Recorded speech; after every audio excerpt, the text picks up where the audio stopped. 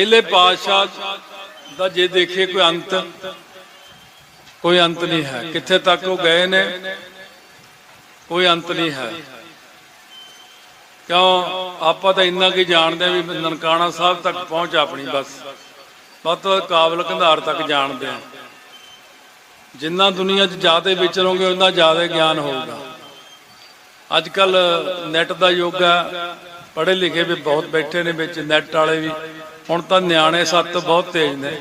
NAT तो छोटी जी उंगल नाल बहुत घुमाउंदे नैट नूं, असीं तां उन्ना घुमा भी नहीं सकते है। satgurvibli.com ते जाओ, satgurvibli.com। ਇਹਦੇ ਤੇ बहुत खजाना रखा होया, बहुत भारी खजाना ਇਹਦੇ ਚ।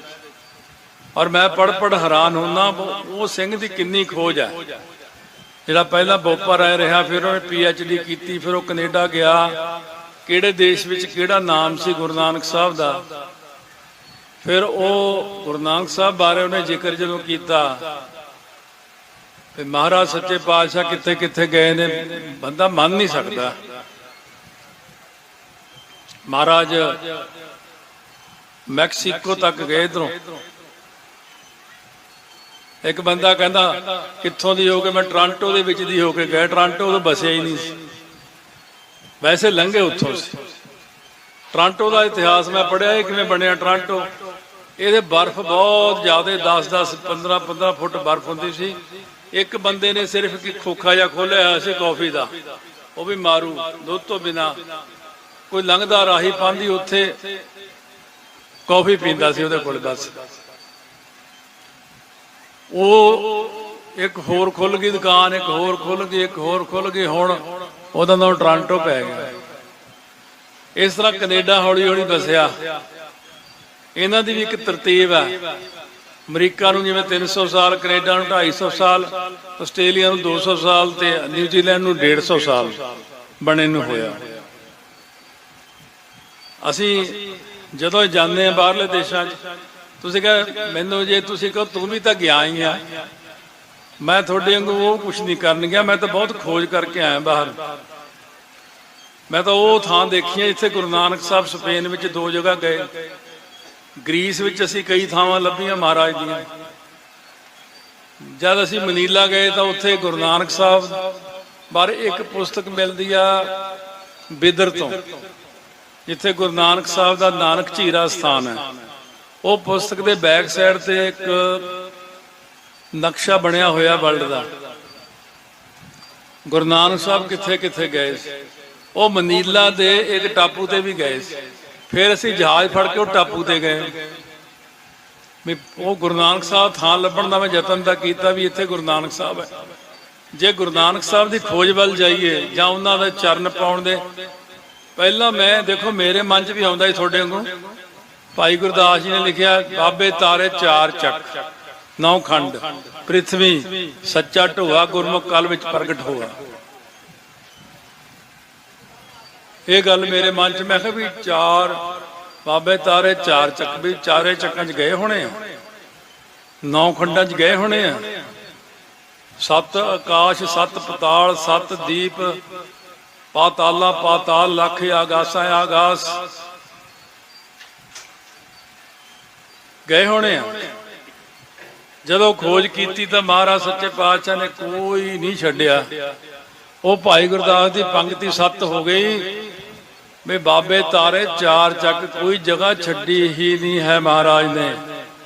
कोई देश नूं हथ ला दो भी इत्थे आए आए।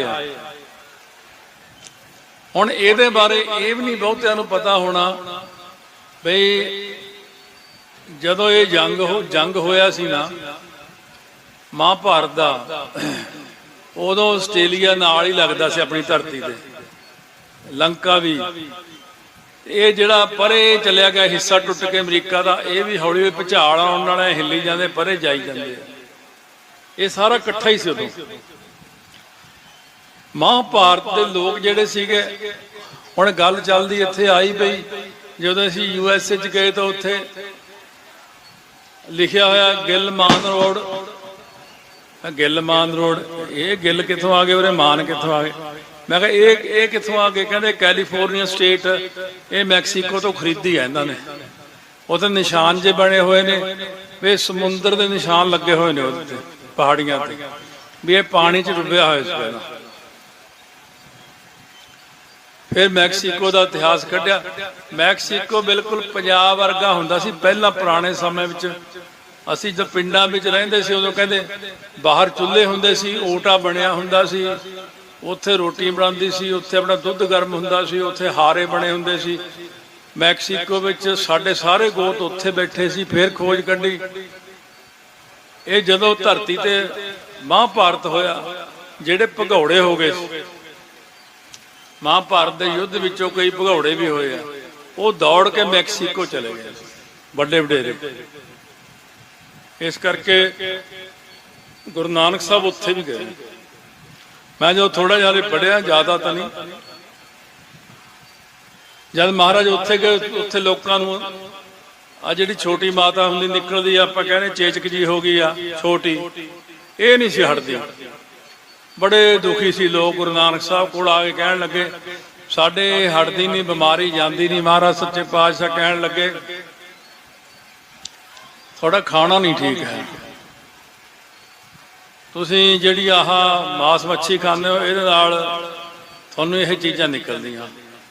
ਕਹਿੰਦੇ ਮਹਾਰਾਜ ਹੋਰ ਕੀ ਖਾਈਏ? ਫਿਰ ਬਾਣੀ 'ਚ ਇੱਕ ਸ਼ਬਦ ਆਉਂਦਾ, ਪਾਠੀ ਸਿੰਘਾਂ ਨੂੰ ਪਤਾ, ਜਾਂ ਜਿਹੜੇ ਸਹਿਜ ਪਾਠ ਕਰਦੇ ਆ, ਉੱਥੇ ਲਿਖਿਆ ਬਚਨ ਗਰੜਾ ਖਾਣਾ ਦੁੱਧ ਸਿਉ ਗਾੜ। ਗਰੜਾ ਉਬਲੇ ਹੋਏ ਚੌਲ ਦੁੱਧ ਵਿੱਚ ਮਿਲਾ ਕੇ ਖਾਓ, ਆਹ ਚੀਜ਼ਾਂ ਨਾ ਖਾਓ, ਇਹ ਜਿਹੜੇ ਤੁਹਾਡੇ ਨਿਕਲਦੀ। ਫਿਰ ਮੈਨੂੰ ਆਪਣੀ ਗੱਲ ਯਾਦ ਆ ਗਈ। ਛੋਟੇ ਹੁੰਦੇ ਮੇਰੀ ਲੱਤ ਤੇ ਇੱਕ ਫੋੜਾ ਖੱਬੇ ਪਾਸੇ ਨਿਕਲਿਆ, ਗੋਡੇ ਤੋਂ ਥੱਲੇ। ਜਦ ਫੋੜਾ ਨਿਕਲਿਆ, ਉਹ 'ਚ ਪਾਣੀ ਜਿਹਾ ਰਿਸਣ ਲੱਗਿਆ, ਉਦੋਂ ਗਾਂਹ ਇੱਕ ਹੋ ਗਿਆ, ਫਿਰ ਇੱਕ ਉਦੋਂ ਗਾਂਹ ਹੋ ਗਿਆ, ਜਦ 4-5 ਹੋ ਗਏ। ਮੈਂ ਆਪਣੀ ਦਾਦੀ ਨੂੰ ਕਿਹਾ ਵੀ ਇਹ ਨਿਕਲੀ ਤੁਰੇ ਆਉਂਦੇ ਨੇ। ਉਹ ਕਹਿੰਦੀ ਵੈਦ ਹੈਗਾ ਆਪਣੇ ਪਿੰਡ 'ਚ, ਚਲ ਉਹਦੇ ਕੋਲ ਚੱਲਦੇ ਆ। ਉਦੋਂ ਮੈਂ 6-7 ਸਾਲ ਦਾ ਸੀ। ਜਦ ਉਹਦੇ ਕੋਲ ਗਏ, ਕਹਿੰਦੇ ਆਹ ਨਿਕਲਿਆ, ਕਹਿੰਦੇ ਦਿਖਾਓ ਤਾਂ। ਉਹ ਕਹਿੰਦਾ ਐਂ ਕਰਿਓ, ਲੱਸੀ ਲੈ ਕੇ ਨਾ ਅੱਧਾ ਗਲਾਸ, ਉਹ 4-5 ਚਮਚੇ ਚੌਲਾਂ ਦੇ ਪਾ ਕੇ ਉਹਨੂੰ ਚੁੱਲ੍ਹੇ ਤੇ ਉਬਾਲ ਲਿਓ। ਦੇਖੋ ਦਵਾਈ ਸੁਣੀ ਕਦੇ? ਇਹ ਉਬਾਲੀ ਜਾਇਓ, ਉਬਾਲੀ ਜਾਇਓ। ਜਦੋਂ ਥੋੜੀ ਲੱਸੀ ਰਹਿ ਗਈ ਉਦੋਂ ਚੌਲ ਬਾਹਰ ਕੱਢ ਲੈਣੇ, ਕੋਸੇ ਜੇ ਚੌਲ ਇਹ ਫੌੜਿਆਂ ਤੇ ਬੰਨ੍ਹ ਦੋ, ਪੱਟੀ ਠੀਕ ਹੋ ਜੀ। ਹੁਣ ਇਹ ਚੀਜ਼ਾਂ ਕੌਣ ਦੱਸਦਾ?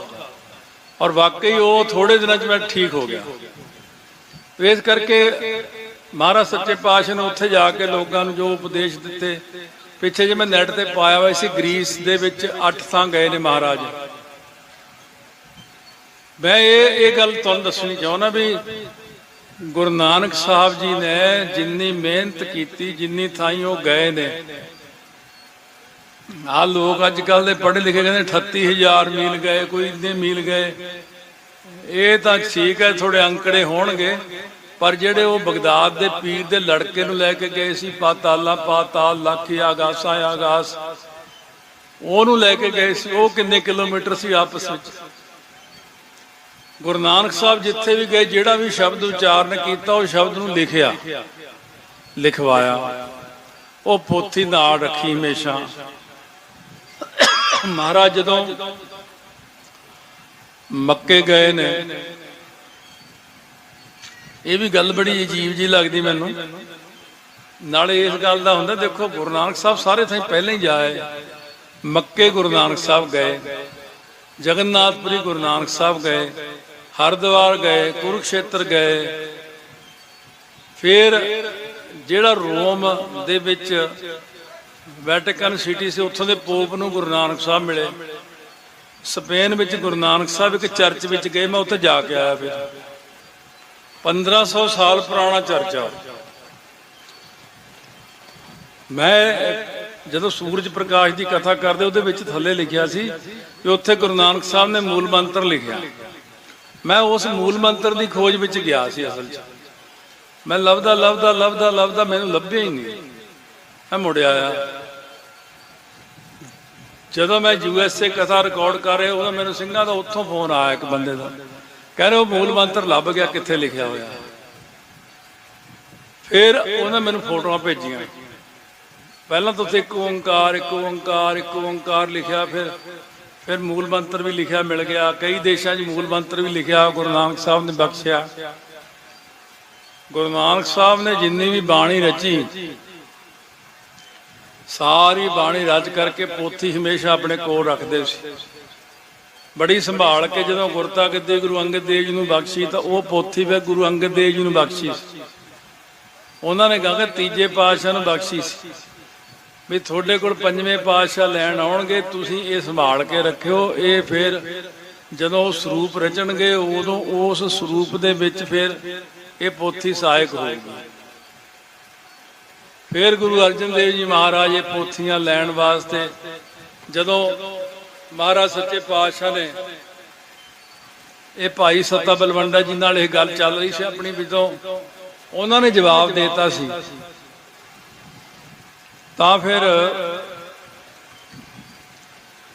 ਗੁਰੂ ਅਰਜਨ ਦੇਵ ਜੀ ਕਹਿੰਦੇ ਹੁਣ ਸਮਾਂ ਲੰਘਦਾ ਜਾ ਰਿਹਾ, ਆਸਾ ਦੀ ਵਾਰ, ਚਲੋ ਸਾਰਿਆਂ ਸਿੱਖਾਂ ਨੂੰ ਸਾਜ਼ ਫੜਾ ਕੇ ਆਪ ਕੀਰਤਨ ਕਰਨ ਬੈਠੇ।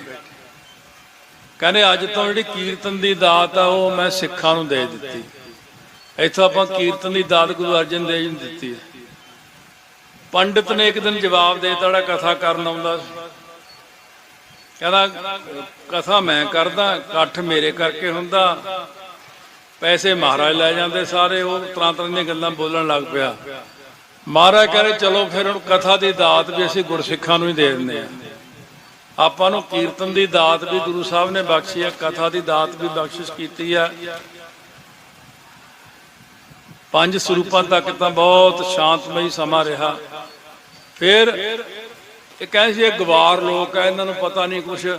ਫਿਰ 6ਵੇਂ ਪਾਤਸ਼ਾਹ ਨੇ ਸਾਨੂੰ ਸ਼ਸਤਰ ਬਖਸ਼ਿਸ਼ ਕੀਤੇ ਸੀ, ਸ੍ਰੀ ਅਕਾਲ ਤਖਤ ਸਾਹਿਬ ਦੀ ਬਖਸ਼ਿਸ਼ ਕੀਤੀ ਸੀ। ਮਹਾਰਾਜ ਸੱਚੇ ਪਾਤਸ਼ਾਹ ਨੇ ਫਿਰ ਸਾਨੂੰ ਜਿਹੜੀ, ਕਿਉਂਕਿ ਬਾਬਾ ਬੁੱਢਾ ਜੀ ਨੇ 6ਵੇਂ ਪਾਤਸ਼ਾਹ ਨੂੰ ਘੋੜ ਸਵਾਰੀ, ਸੰਥਿਆ ਗੁਰੂ ਗ੍ਰੰਥ ਸਾਹਿਬ ਦੀ ਸਾਰਾ ਪਾਠ ਸਿਖਾਉਣਾ, ਘੋੜ ਸਵਾਰੀ ਕਰਾਉਣੀ, ਸ਼ਸਤਰ ਵਿਦਿਆ ਸਾਰੀ ਸਿਖਾਈ, ਬਹੁਤ ਕੁਝ ਸਿਖਾਇਆ।